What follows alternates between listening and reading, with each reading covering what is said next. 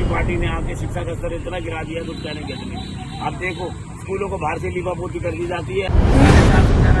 411-400 अच्छा, exit poll आपका अनुमान बता रहे हैं जी 411-430। नमस्कार, आप देख रहे हैं अखंड आवाज न्यूज और मैं हूं आपके साथ ज्योति कन्नौजिया। आइए नजर डालते हैं खबर की ओर। न शिक्षा, न स्वास्थ्य, न रोजगार, कैसे होगा 400 पार।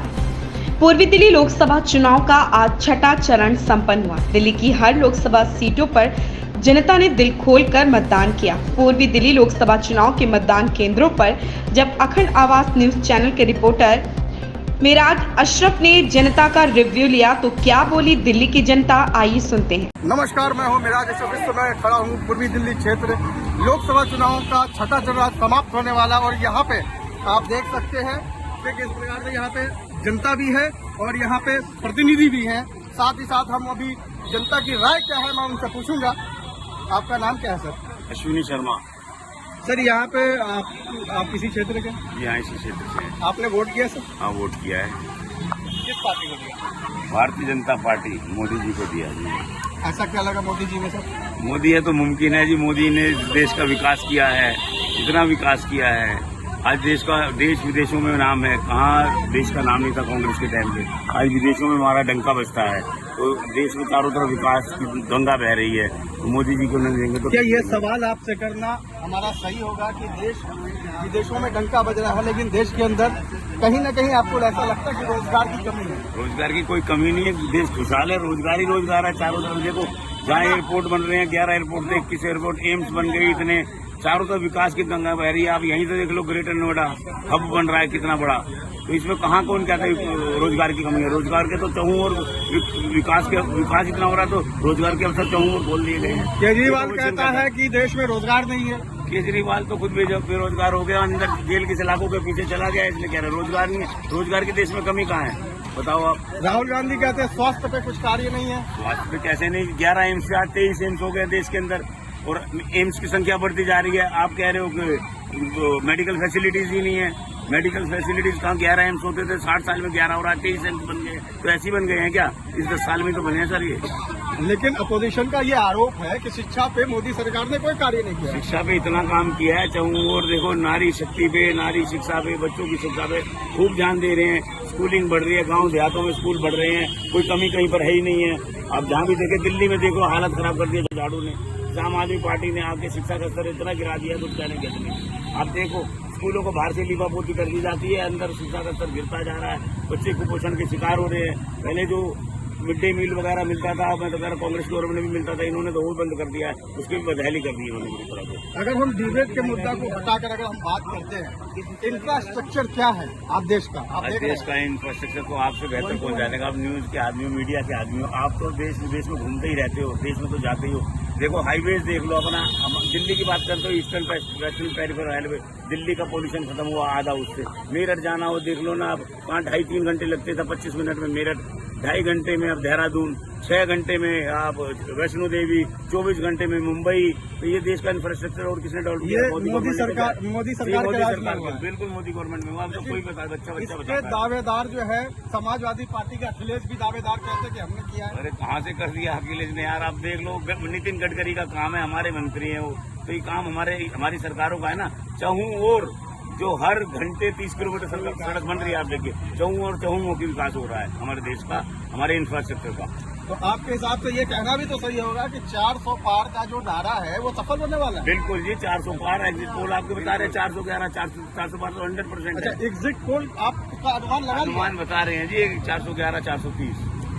411, 430 का अनुमान लगाया जा रहा है कि इस बार 400 पार मोदी सरकार, यानी कि इस 2024 के लोकसभा इलेक्शन में आप देख लीजिए कि जितने भी पब्लिक रिव्यू किए जा रहे हैं वहाँ पे मोदी सरकार के प्रति 400 पार जो है वो कहीं न कहीं कथित तौर पे सत्य होने वाला है। ऐसा हम यहाँ के आम जनता से बात करने पे ये पता चलता है। आगे कुछ और सवाल है जो मैं इन महाशय से बात करूंगा। आप मुझे ये बताइए कि इस क्षेत्र में स्वास्थ्य के ऊपर क्या काम है? इस क्षेत्र में ये आपका क्षेत्र है, आपसे बेहतर कोई नहीं जानता है। स्वास्थ्य का नाम पे जी यहाँ पर तो इस क्षेत्र में जो हम इस विधानसभा को कहें तो धब्बा लगा रखा है जी। मोहल्ला क्लिनिक के नाम पे केजरीवाल ने कुछ क्लिनिक खोल दिए थे। आज उनके बाहर कुत्ते लेटे हुए होते हैं। आप अभी प्रत्यक्ष चल रहे, पीछे 2-3 क्लिनिक है, उनके बाहर कुत्ते सोए हुए होते हैं। एक क्लिनिक है वहाँ पर जो कोई आता है, एक स्कूल है वहाँ पर स्विमिंग पूल बना रखा है। कोई भी बाहर से विदेश से आता है, कोई मिनिस्टर आता है, सीधे उसी रोड पे ले आते हैं, उसी रोड को दिखाते हैं, बस उसके अलावा कुछ काम ही नहीं है इनका। मतलब मोहल्ला क्लिनिक के नाम पर बताया जा रहा है कि उस मोहल्ला क्लिनिक में कुत्ते जो है विश्राम करते हैं, सोते हैं वहाँ पे। लेकिन ऐसा मैं आपको बताऊं कि इस पूरे क्षेत्र के अंदर अगर स्वास्थ्य की बात हम करते हैं, जितने भी सरकारी अस्पताल है, अस्पतालों में आज बद से बदतर हालात हुआ जा रहा है यहाँ के आम जनता का। मैंने खुद ग्राउंड से रिपोर्टिंग करके आम जनता की राय जानी है, कितनी परेशानियां उठानी पड़ती है। मोदी सरकार को इस पर, केंद्र की सरकार अगर बनती है तो उन्हें सबसे पहला कार्य स्वास्थ्य को हिंदुस्तान में प्रथम स्तर पे लाना चाहिए। और दूसरा सवाल मैं ये बता दूं कि छोटे छोटे बच्चे जो हैं जहां से कैरियर शुरू करते हैं, यानी कि शिक्षा की बात अगर हम करते हैं, उनसे भी इन महाशय से इनकी राय जानते हैं। क्या आपके इलाके में शिक्षा को लेकर के आम आदमी पार्टी ने कुछ कार्य किया बेहतर? कुछ भी नहीं, 0 सन्नाटा है। बता तो रहा हूँ सर, स्कूल है तो एक उसको बाहर से प्लस्तर कर दिया है, बाहर से टाइलें लगा दी है, वो भी आए दिन टाइलें। अच्छा, ये सुनने को मिला है कि केजरीवाल के स्कूल में कैमरे लगे जगह जगह पे। कैमरे लगे हैं, बताते हैं जी कैमरे तो ये सामने स्कूल बनाया इन्होंने, उसमें लेंटर का बताते लेंटर डलेगा, उसमें पटिया डाल दिए, पटिया नहीं तो टीयर पटिया डाल के उसको कहते हैं लेंटर का बना दिया। बाहर की तरफ डाल के बगैर लेंटर का, पहले आज की डेट में लेंटर डलता है, इन्होंने पटिया डाल दी उसके ऊपर और लीपा पोती करके पता नहीं कितना हजारों करोड़ रुपए डकार रहे हैं। स्कूलों को बनाने के नाम पर डकार रहे, परिवहन के नाम पर डकार। यानी आपका आरोप है कि केजरीवाल सरकार ने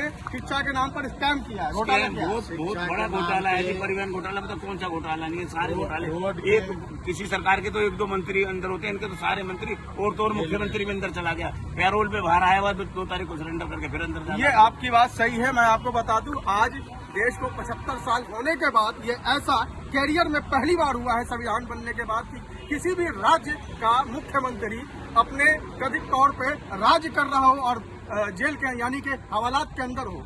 ये बहुत ही शर्म की बात है हमारे आज के युवाओं के लिए। मैं युवाओं की बात अगर करता हूं तो यहाँ पे जितने भी आम आदमी पार्टी के जो युवा अध्यक्ष है, कार्यकर्ता है युवा, उनसे भी हमने कई सारी बात करी है। लेकिन कहीं ना कहीं ये कमी जो है सरकार की खलती है कि देश के अंदर, पब्लिक के अंदर कुछ ना कुछ तो केजरीवाल से नाराजगी है, जिसकी वजह से आज लोग इतने नाराज होकर पब्लिक रिव्यू दे रहे हैं। लेकिन अगर हम बात यहीं पे भारतीय जनता पार्टी की करते हैं, यानी मोदी की करते हैं, तो या फिर हम उत्तर प्रदेश चले जाएं, उत्तर प्रदेश में योगी जी का राज्य है, वहाँ के बारे में आप क्या कहें? योगी राज्य को खुशहाल है, माफियापंथी, गुंडापंथी सब खत्म कर दिया उन्होंने। पहले देखा आपने, माफिया राज था, गुंडा राज था, ये वो जितने बड़े बड़े बदमाश गुंडे सबको संरक्षण दिया हुआ था उनकी सरकारों ने। योगी के आने का सब पैक हो गया। आप देख रहे हो आज बुलडोजर बाबा इसलिए कहते हैं, उनका जो भी जमीन संपत्ति जो उन्होंने हड़प रखी थी गरीब लोगों की, वो सब उनको। लेकिन एक भारतीय जनता पार्टी बहुत बड़ा आरोप है कि वो धर्म की राजनीति करते हैं, इसके बारे में क्या कहेंगे? ना, हम ऐसा कोई धर्म की राजनीति नहीं करते, हम तो बिल्कुल सीधी राजनीति करते हैं जी।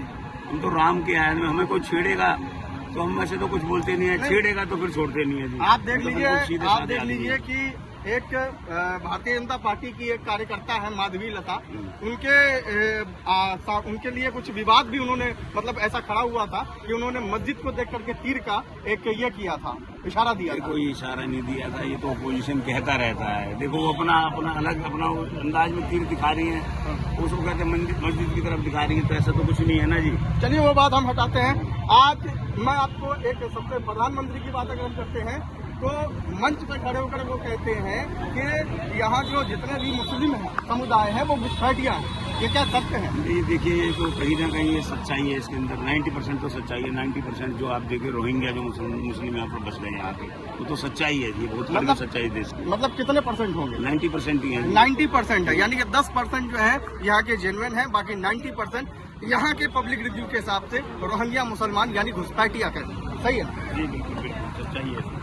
अच्छा, आप देखिए उत्तर प्रदेश में क्राइम जीरो का दावा ठोका जाता है, लेकिन आए दिन लगातार उत्तर प्रदेश से एक दर्दनाक हादसा, दर्दनाक घटना सामने आती है। देखिए जी, इतना बड़ा शहर है, कुछ कहने के, इतने बड़े शहर में कुछ ना कुछ छोटी मोटी एक आध घटनाएं हो जाती हैं, उसके लिए भी योगी गवर्नमेंट पूरा एक्शन लेती है। उसके ऊपर भी हर तरह से जांच बिठाई जाती है, पूरा एक्शन लिया जाता है। तो जो इतना बड़ा राज्य होता है उसमें थोड़ी बहुत घटनाएं होती हैं। हमारे सवाल तीखे जरूर लग रहे होंगे, लेकिन आपने जिस तरह से हमारे हर सवाल का जवाब दिया है, मैं कई सारे राजनेता से इसी तरह सवाल करता हूं, लेकिन कहीं न कहीं वो भावुक होकर हमारे ऊपर आरोप भी लगाते हैं और हमसे कई बार तो बदसलूकी भी करते हैं। लेकिन मैं इन भाई के पास अश्वनी भाई है और इनसे हमने बहुत ही तीखे सवाल अगर आप देखिए तो हमने करे हैं, लेकिन इन्होंने बड़ी मुस्कुराहट के साथ शांतिपूर्वक हर सवाल का जवाब दिया है।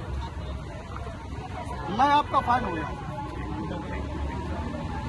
मैं इसी के साथ अपनी बात खत्म करता हूँ। क्राइम रिपोर्टर अर्जुन मिश्रा के साथ मैं राजेश्वर, अखंड आवाज न्यूज, दिल्ली। इस खबर में बस इतना ही। बने रहें अखंड आवाज न्यूज के साथ।